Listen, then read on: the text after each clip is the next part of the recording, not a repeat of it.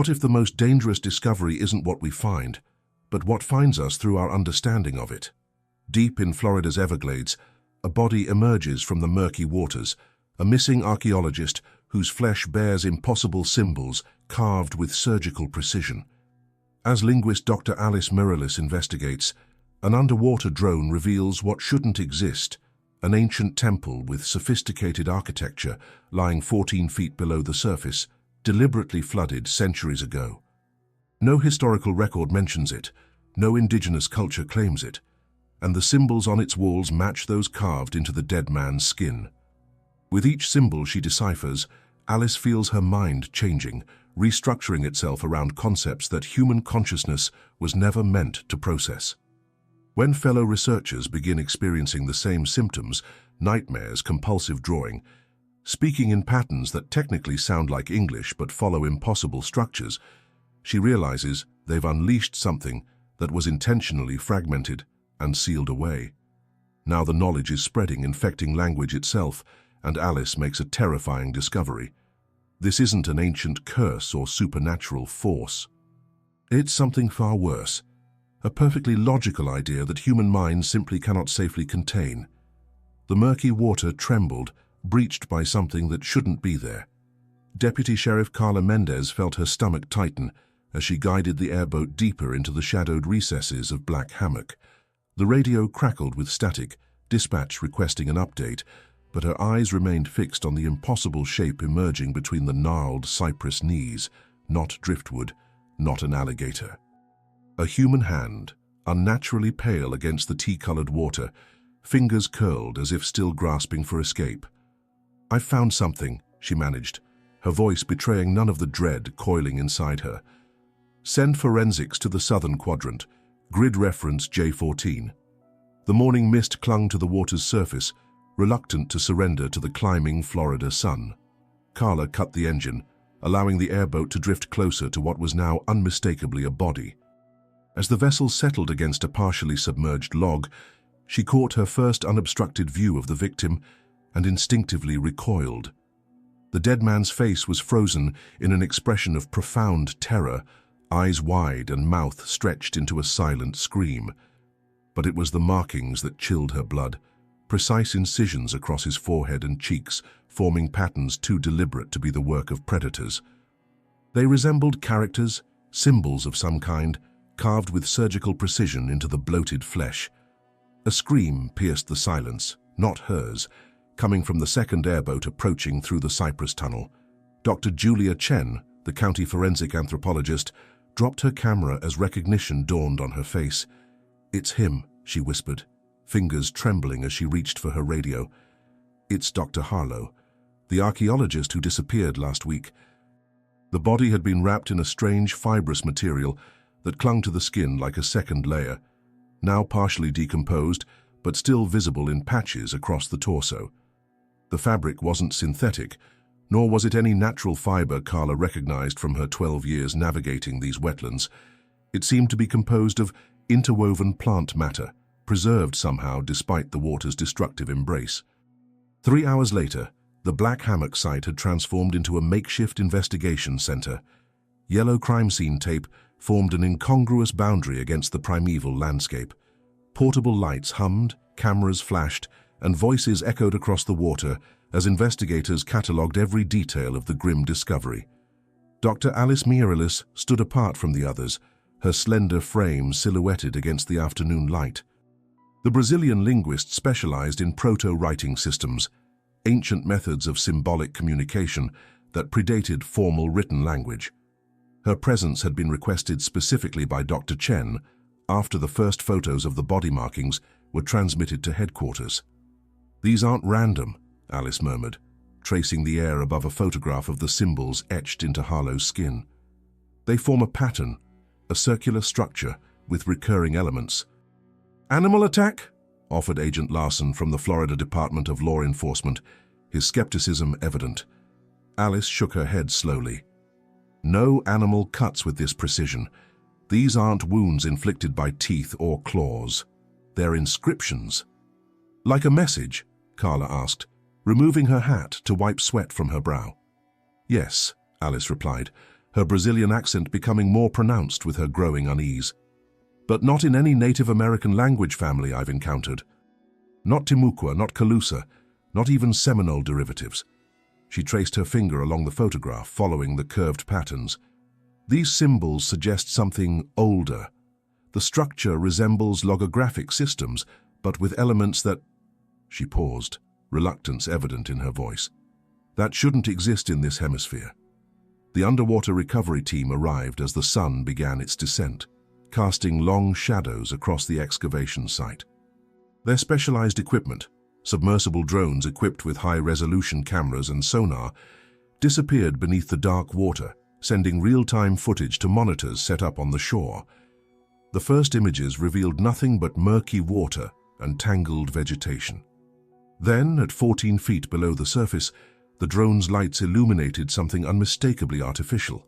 A stone step, then another, descending into the darkness. The structure was massive, stretching beyond the range of the drone's lights. "That's impossible," whispered Dr. Chen, eyes fixed on the monitor. "There are no recorded structures in this part of the Everglades, nothing this substantial." The drone continued its descent, revealing moss-covered walls of precisely cut limestone blocks. Unlike the crude constructions of early settlers, these showed sophisticated masonry techniques, joints so perfect that even after centuries underwater, they remained tightly sealed. And there, carved into what appeared to be a lintel stone above a doorway, was a sequence of symbols identical to those found on Harlow's body. "Can you get closer to that inscription?" Alice asked, her voice tight with controlled excitement. The drone operator maneuvered the device toward the carved stone. As the camera focused, the team fell silent. The symbols formed two distinct words, rendered in English characters, but in an arrangement that seemed to pulse with wrongness. "Glades End." "This doesn't make sense," Larson muttered. "This structure would have required hundreds of workers, years of construction. How could something this size remain undocumented? Undiscovered?" Alice didn't answer immediately. Her eyes remained fixed on the monitor as the drone penetrated deeper into the submerged doorway, revealing a vast chamber beyond.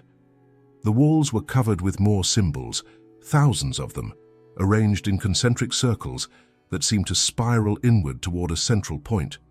"I don't think it remained undiscovered," she finally said, her voice barely audible over the drone's mechanical hum.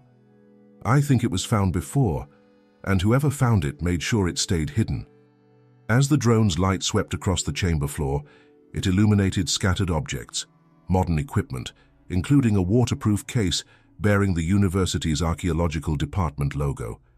Harlow had been here, and something in this ancient, impossible structure had killed him. The final image from the drone before its battery failed showed a partial footprint in the silt of the chamber floor. A fresh footprint, heading deeper into the darkness, away from the entrance. Someone else was down there. The submersible lights cast eerie blue shadows across the submerged entrance as Alice adjusted her dive mask.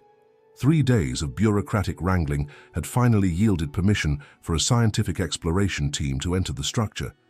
The FBI had claimed jurisdiction initially, but after finding no conclusive evidence linking the site directly to Harlow's death, they reluctantly allowed a supervised archaeological assessment. "Oxygen levels good?" asked Martinez, the expedition's lead archaeologist, his voice tinny through the underwater communication system. Alice nodded, running through her final equipment check, the weight of discovery pressed against her chest more heavily than the diving apparatus. Whatever waited below had been hidden for centuries, perhaps deliberately. The descent through the stone passage felt like entering another world. Each step took them deeper into impossible architecture that defied historical record. The limestone walls, once cleaned of sediment by the team's careful work, revealed intricate carvings, humanoid figures without facial features, arms extended in postures that suggested supplication or warning. Water had preserved much of the structure, but Alice noticed something peculiar as they moved deeper. The walls seemed to contract and expand subtly, as if the very stone were breathing. She initially dismissed it as an optical illusion caused by the interplay of their lights and the water's movement, until Martinez froze beside her. "Do you see that?" he whispered unnecessarily through the comms. The walls. It wasn't imagination. Microscopic pores in the limestone were releasing minute air bubbles in a rhythmic pattern. The phenomenon had a scientific explanation, trapped air pockets slowly escaping, but the effect was undeniably unsettling, creating the impression of a living structure. The main chamber opened before them, vast and silent. Their lights couldn't reach the ceiling, creating the illusion of an infinite void above. Water had filled approximately 2/3 of the space, leaving the upper portion exposed to a pocket of stale air. Martinez pointed toward marks on the upper walls, erosion patterns that indicated deliberate flooding. "This wasn't natural submersion," he said, voice tight with excitement. "Someone engineered the inundation. They wanted this place buried." Alice swam toward a section of wall covered in the circular script they'd seen on Harlow's body. The symbols seemed to shift as she approached, reorganizing themselves in her peripheral vision, only to snap back into their original configuration when directly observed. "These inscriptions follow a mathematical pattern," she noted, capturing images with her underwater camera. "Not just decorative, they're systematic, like a language designed to be read in multiple dimensions." A chill that had nothing to do with the water temperature crawled along her spine as she touched one of the carved symbols.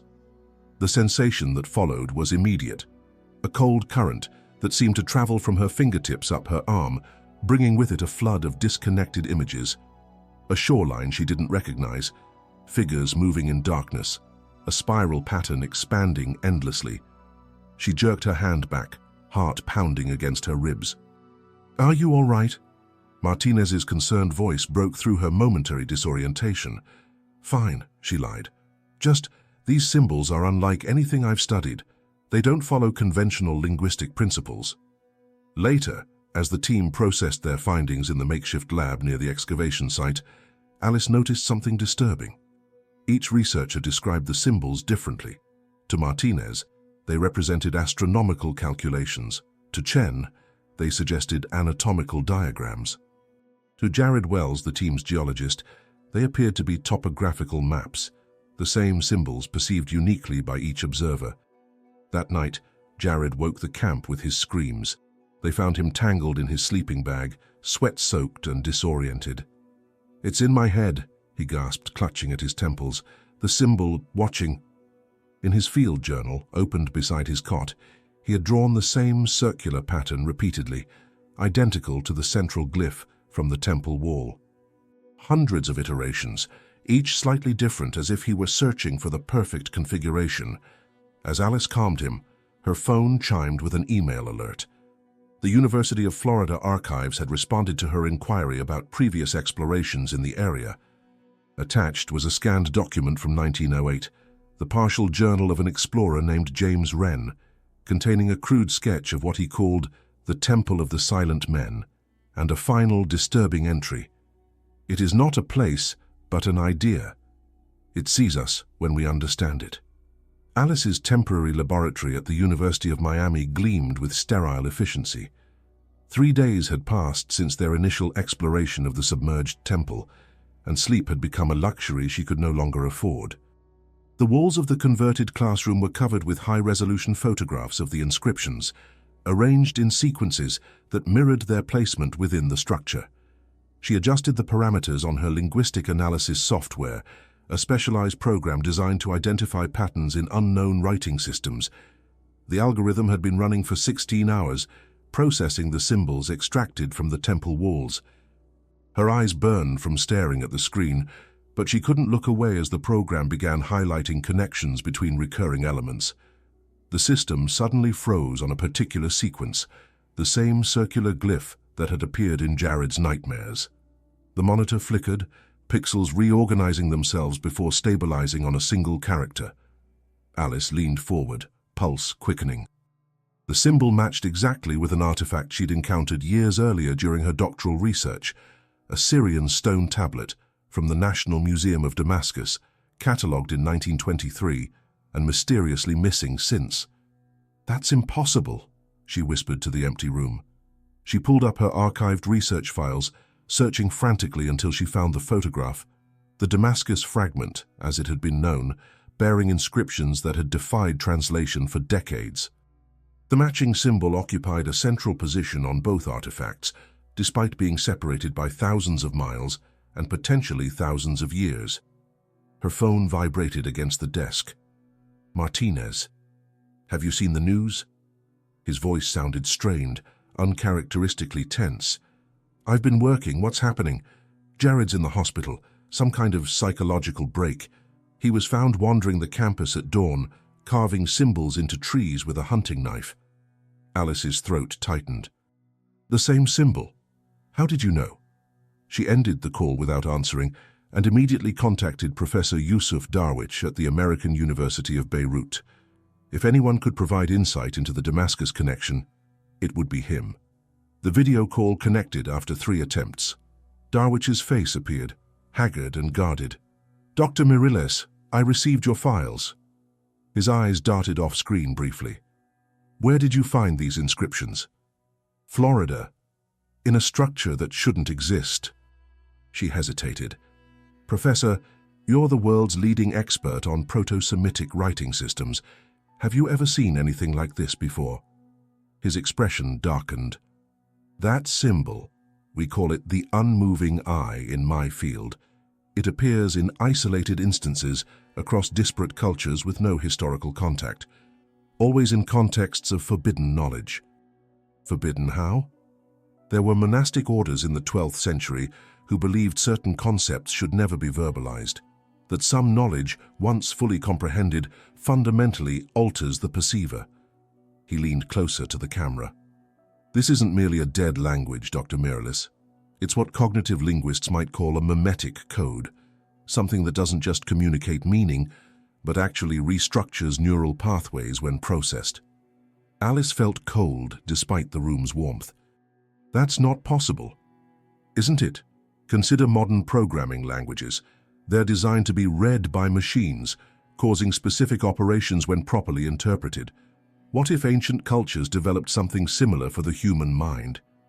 After the call ended, Alice stared at her notes, thoughts racing. The software had identified structural similarities between the temple inscriptions and certain mathematical principles, self-referential algorithms that modified their own parameters with each iteration. The door to the lab burst open. Dr. Chen entered, face pale. "Jared's gone, left the hospital somehow. Security cameras show him just walking out." She placed a plastic evidence bag on the desk. "They found this in his room." Inside was a crumpled page covered with drawings, hundreds of variations of the circular symbol, evolving subtly from one to the next. At the bottom, a scrawled note in handwriting that barely resembled Jared's usual neat script. "It's in the eyes, but only when we understand." That night, Alice dreamed of symbols arranging themselves into sentences she somehow comprehended without reading. She woke with a start, horrified to find her hand moving across her notepad, unconsciously reproducing the patterns from the temple wall. The language wasn't just being studied, it was studying back. The colonial archives of St. Augustine occupied the basement of a restored 18th century customs house. Alice pulled her jacket tighter as the archivist led her through narrow passages between metal shelving units. The building, the oldest surviving Spanish colonial structure in North America, seemed to absorb sound, creating pockets of unnatural silence. "This section contains materials from 1900 to 1940, the archivist explained, stopping before a climate-controlled storage room. "Your request was unusual. These records haven't been accessed in decades." Alice's university credentials and a carefully worded research proposal had secured her access to sealed records from the period of James Wren's expedition. The archivist unlocked the room with a key that looked as ancient as the documents it protected. 2 hours, he reminded her. Nothing leaves this room. Once alone, Alice worked methodically through acid-free boxes containing correspondence, survey maps, and expedition reports. In the third container, she found what she sought, a slim folder labeled Wren J. Psychological Evaluation, 1908-1909. The yellowed pages told a tragic story. Wren had been committed to Chattahoochee State Hospital 4 months after returning from the Everglades. His physician noted symptoms of acute paranoia with linguistic fixation, Wren had developed an obsession with creating what he called a perfect language, covering his cell walls with intricate symbols. A photograph showed Wren in his later months, gaunt, eyes hollow, but with an intensity that unsettled Alice.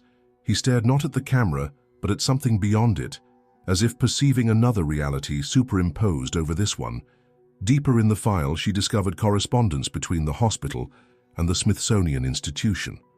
Wren had apparently sent them a sealed wooden box containing his field journals, sketches, and maps before his institutionalization.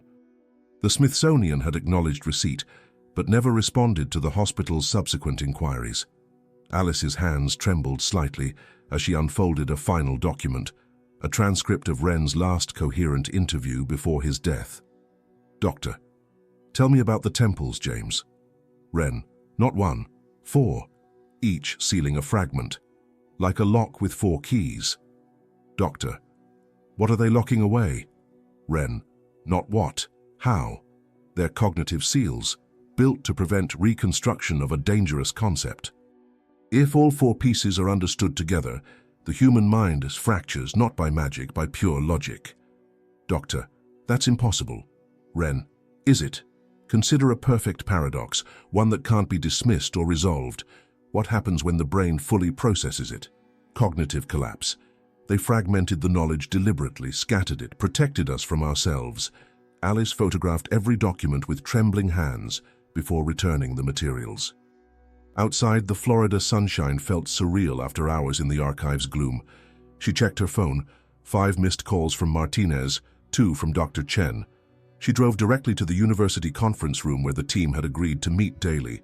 When she arrived, tension hung in the air like an electrical charge. Martinez paced restlessly while Chen sat rigidly in her chair. 2 campus security officers stood near the door. "What happened?" Alice asked, noting the absence of other team members. "Jared killed himself last night," Martinez said flatly. "Left a note. None of us can read it." He slid a plastic evidence bag across the table. Inside was a sheet of hotel stationery covered with fluid-flowing script that resembled no known language. Yet Alice felt a disturbing sense of recognition. "We need to publish our findings," Martinez continued, a feverish gleam in his eyes. "This discovery will rewrite history." "The academic recognition alone—" "No," Alice interrupted. "We need to stop. Seal everything." Martinez's expression hardened. "What are you talking about?" "I found Wren's records. This temple is one of 4, each containing part of something that was deliberately fragmented and hidden." She hesitated. "Something dangerous." "Dangerous how?" Dr. Chen asked quietly. "Wren called it a cognitive seal, designed to prevent the reconstruction of knowledge that human minds can't safely process." Alice spread the archive photographs on the table. "He believed if all 4 fragments were understood together, it would cause irreversible psychological damage." "That's pseudo-scientific nonsense," Martinez scoffed, but his voice lacked conviction. Alice felt a cold certainty settling over her. "I've been dreaming in symbols I've never seen. Jared is dead. Harlow was killed with those symbols carved into his flesh." She met Martinez's gaze directly. "When did you last sleep without seeing them?" His silence was answer enough. Outside the window, rain began to fall, distorting the campus into watery fragments, like reality itself was beginning to dissolve. Alice stared at the projection screen, her eyes tracing the patterns that had consumed her waking thoughts for days. The university lab had fallen silent as midnight approached, leaving her alone with the digital reconstructions of the temple inscriptions. What had initially appeared as disconnected symbolic clusters now revealed themselves as something far more structured. Not a historical record or religious text, but a map. She overlaid the translated coordinates onto a topographical rendering of southern Florida. The pattern was unmistakable. The inscriptions formed a precise navigational route leading from the Submerged temple to a location near the Tamiami Trail, where a series of limestone formations had long been dismissed as natural phenomena. Her phone vibrated. Martinez again. She ignored it, focusing instead on cross-referencing aerial survey data with historical land development records.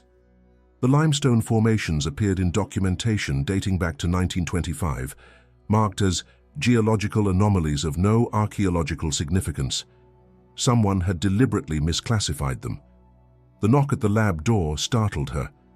Dr. Chen entered, her usual composed demeanor fractured by exhaustion. "You're avoiding us," she stated, placing a cardboard coffee cup on the desk. "Martinez has called an emergency meeting with the university board tomorrow. He's pushing to announce preliminary findings to the press." Alice tensed.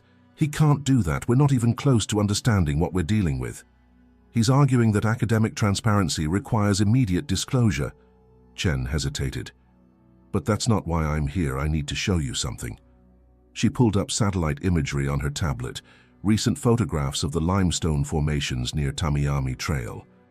What had previously appeared as scattered rocks now clearly formed a geometric pattern when viewed from above, the arrangement too precise to be natural.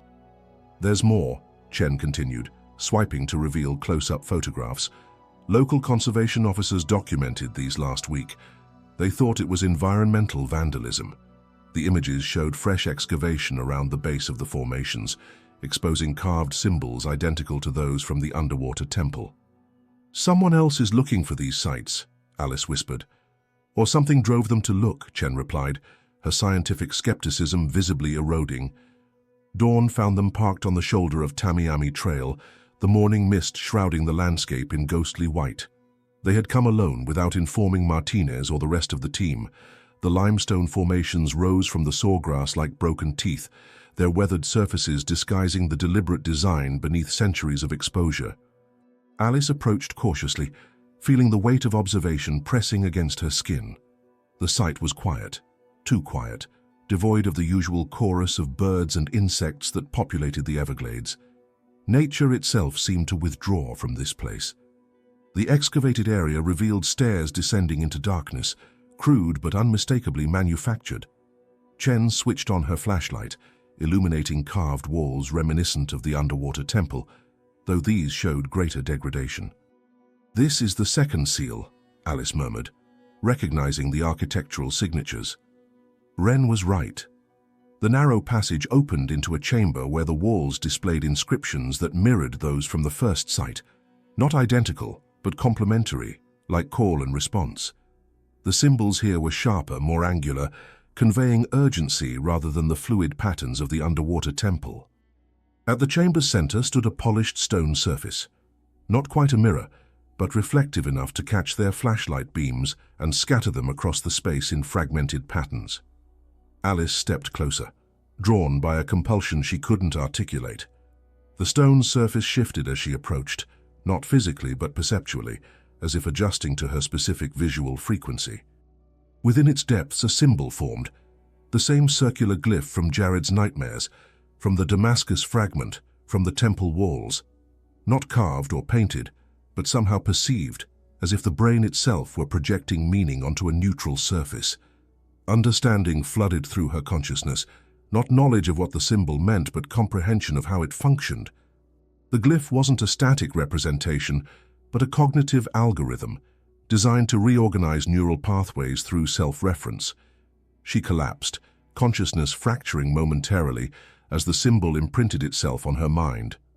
When she regained awareness, Chen was shaking her, voice tight with panic. "Alice, can you hear me?"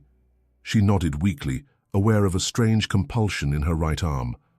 Looking down, she saw she'd been scratching at her skin, reproducing the symbol in an uneven pattern of red marks, the same behavior that had preceded Jared's breakdown. "We need to leave," Chen urged, helping her to her feet. "Martinez called while you were out. He's already contacted the press. They'll be at the university by noon." Alice felt cold certainty settling into her bones. If knowledge of the symbols spread beyond their controlled research environment, the consequences would be unpredictable. Not supernatural destruction, but something potentially worse. A cognitive contagion, spreading through pure comprehension. "It's already too late," she whispered.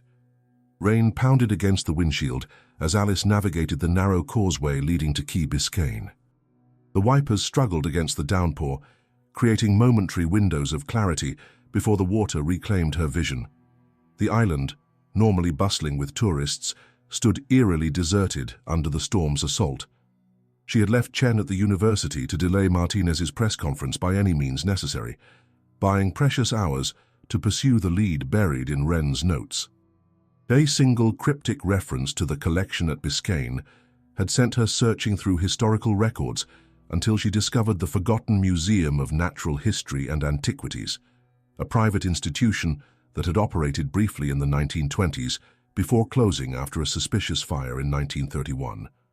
The building stood at the island's southern tip, a decaying Spanish revival structure partially reclaimed by vegetation. Hurricane shutters, permanently fixed over most windows, gave it the appearance of a face with closed eyes. A faded sign warned of structural instability, the perfect deterrent to keep visitors away. Alice forced the rusted service entrance, wincing at the sound of metal scraping against concrete. The interior smelled of mildew and salt, the walls stained with watermarks from decades of storm surges. What remained of the museum's collection had been consolidated into the main gallery, furniture draped with yellowed sheets like patient ghosts. Her flashlight beam cut through layers of dust, revealing display cases emptied of their contents. Only the heaviest artifacts remained, stone tablets and fragments of larger installations deemed too cumbersome to salvage after the fire. A maintenance door led to a stairwell descending below sea level. Each step increased the pressure in her ears, the air growing thick with humidity. The basement level had been partially flooded at some point, leaving a layer of dried silt across the floor. Here, forgotten by time and institutional memory, lay the museum's restricted collection, artifacts deemed too controversial or puzzling for public display. Metal cabinets lined the walls, their contents secured by locks that had succumbed to corrosion decades ago. In the third cabinet she found them, fragments of stone tablets bearing inscriptions identical to the symbol system from both temple sites. One larger piece showed the writing arranged in a spiral pattern, suggesting dimensional progression rather than linear reading.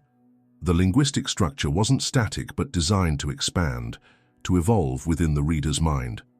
A leather-bound catalogue nearby contained acquisition records. The tablets had been donated anonymously in 1927, with a letter suggesting they had been recovered from an unregistered archaeological site in South Florida. The donor had requested they remain unpublished and separate from the main collection. Alice photographed everything methodically, hands trembling slightly. As she worked, her phone vibrated, a text from Chen. Martinez took one of the temple molds, missing from the lab. Can't reach him. Cold dread settled in her stomach. She dialed Martinez repeatedly, each call going directly to voicemail. Finally, she tried his research assistant, who answered on the fourth ring. "Where is he?" Alice demanded without preamble. "Meeting with Lawrence Kemp," the assistant replied, confusion evident in his voice. "The collector. Dr. Martinez said it was a private consultation." Alice nearly dropped the phone.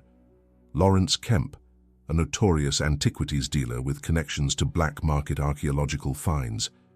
If Martinez had shared the temple inscriptions with him, she rushed back to her car, dialing Chen as she drove. The storm had intensified, transforming the causeway into a treacherous ribbon of water and asphalt. "Martinez is with Kemp," she explained, voice tight with urgency. "He's trying to authenticate the find independently, get outside verification before the announcement." "Alice," Chen's voice cracked with tension, "I found something in Wren's transcripts you need to see. About the fourth temple. Tell me." "It doesn't exist, not physically. Wren wrote that the fourth seal is cognitive, formed within the mind of anyone who comprehends the first three. The language completes itself in the observer." Alice's hands tightened on the steering wheel as understanding dawned. The knowledge wasn't spreading through conventional communication. It was replicating, using human perception itself as its vector. "We're too late," she whispered. "If Martinez has already shared the symbols with Kemp's network..." On her phone screen, a notification appeared. An email from Martinez to the department faculty. Subject line: "Preliminary findings, Everglades Temple Complex." Attached were high-resolution photographs of the inscription patterns, already downloaded by 17 recipients. The contagion had begun. 3 weeks after Martinez's email, Alice sat alone in her apartment. surrounded by newspaper clippings, printouts, and digital feeds tracking the spreading cognitive anomaly. She had disconnected her university email after the first wave of reports began appearing. Initially isolated incidents dismissed as academic curiosities, now coalescing into a pattern too distinct to ignore. The blinds remained drawn, casting striped shadows across her makeshift monitoring station. She hadn't left the apartment in 5 days.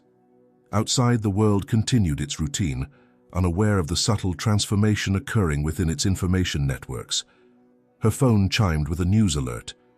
The Wall Street Journal had published an article questioning the sudden shift in linguistic theory occurring across multiple institutions. 3 prominent linguists had independently proposed radical revisions to established morphological frameworks, introducing terminology that existed in no known academic lexicon. She opened her laptop, navigating to an obscure forum where computational linguists and cognitive scientists had been documenting the phenomenon.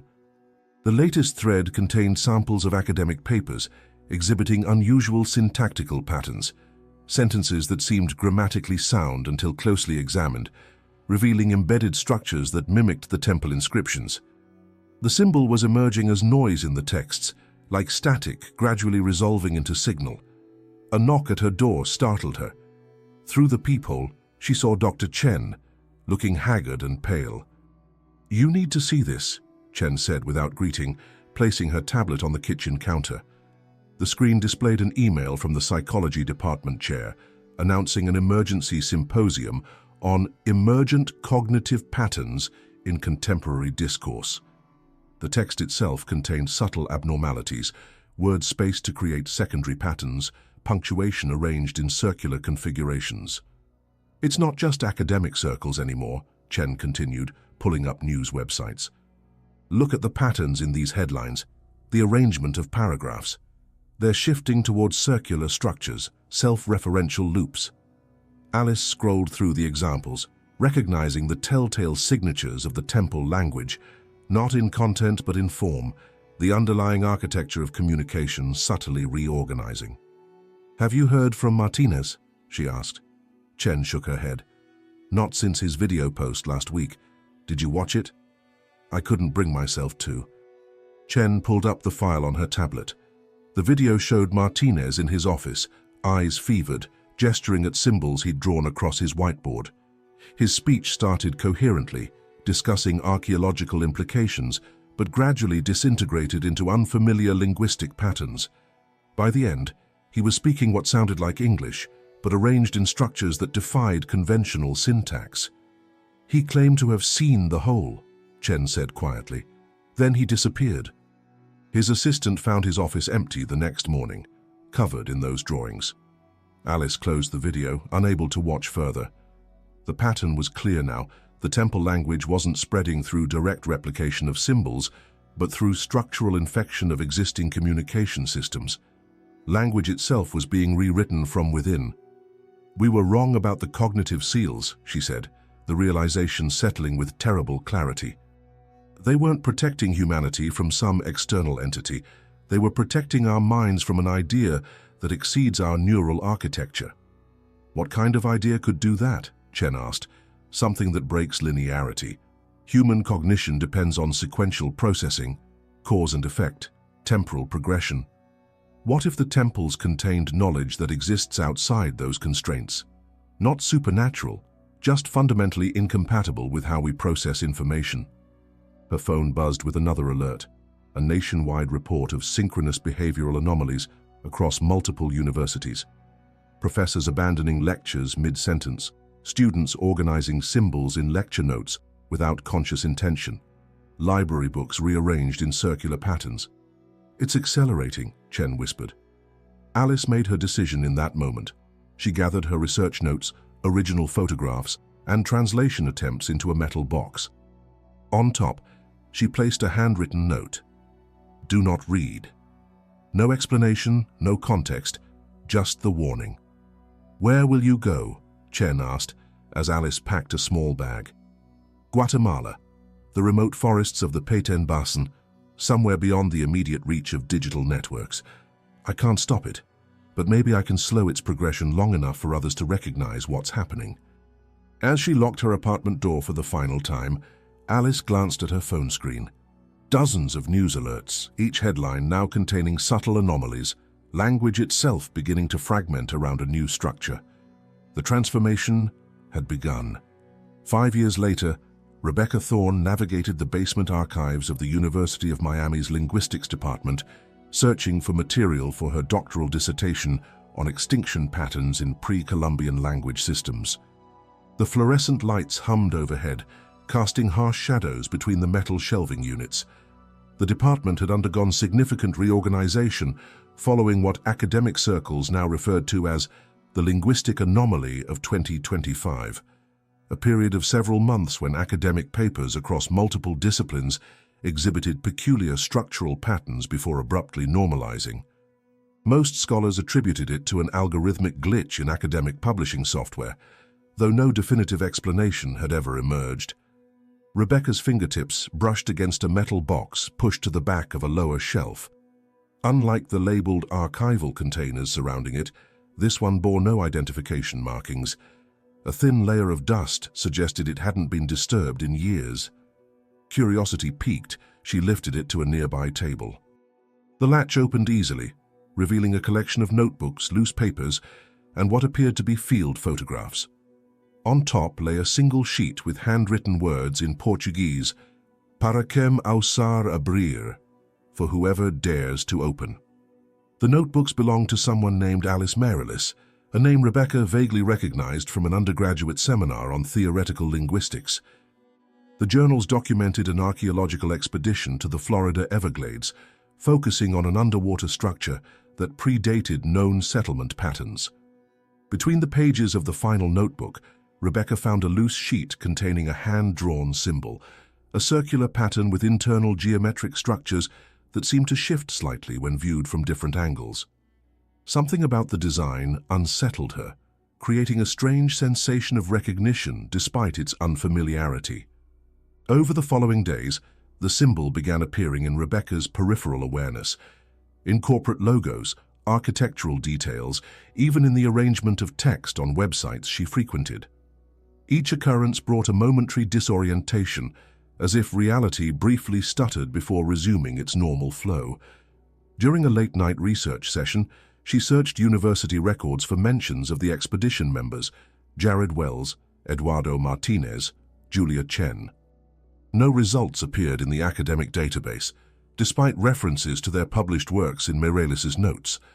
Their professional existences had been systematically erased. Deeper investigation led to archived news reports mentioning an unspecified incident at an archaeological site in the Everglades, followed by a brief public health advisory about isolated cases of language-related cognitive disruptions at several universities. The stories had received minimal coverage before disappearing from the news cycle entirely. The symbol continued to intrude into Rebecca's consciousness, appearing now in her own handwriting, margin notes unconsciously incorporating elements of the circular pattern. She found herself arranging books on her desk in configurations that mimicked its structure, only noticing after completing the arrangement. A particular phrase from Marilis's notes repeated in her thoughts: "Glades End." The term had no apparent meaning in archaeological contexts, yet it appeared multiple times in the expedition records, always in connection with the submerged structure. Sitting in her apartment, surrounded by printouts of her research, Rebecca opened her laptop and typed the phrase into a search engine. Glades End meaning. The screen flickered momentarily. The search results appeared normal at first glance, but as she scrolled, subtle anomalies emerged in the text, words spacing themselves to create secondary patterns, paragraphs forming circular structures when viewed as complete units. The top result linked to a video file with no description. Her cursor hovered over it, hesitating briefly before clicking. The video opened with a black screen, then text appeared. The Cognitive Archaeology Project, Final Documentation. The frame shifted to show a dimly lit room where a woman sat facing the camera, thin, exhausted, with the intense focus of someone operating on the edge of psychological endurance. "My name is Alice Marilis," she began, her Brazilian accent faint but detectable.